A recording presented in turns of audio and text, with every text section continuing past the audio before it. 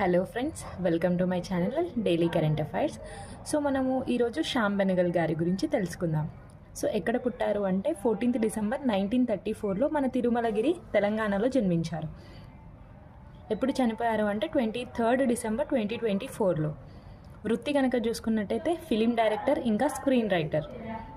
First documentary film కనుక చూసుకున్నట్టయితే gear బేథా Ganga, గుజరాతీలో లాంగ్వేజ్లో దీన్ని తీశారు.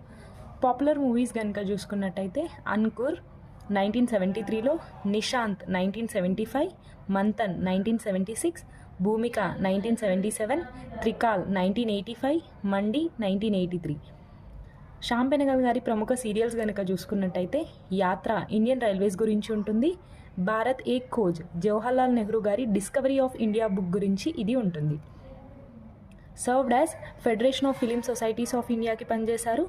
ఇంకా నేషనల్ ఫిలిం డెవలప్మెంట్ కార్పొరేషన్కి డైరెక్టర్గా 1980 నుంచి 86 వరకు పనిచేశారు. మెంబర్ ఆఫ్ రాజ్యసభ 16th ఫిబ్రవరి 2006 నుంచి 15th ఫిబ్రవరి 2012 వరకు ఉన్నారు.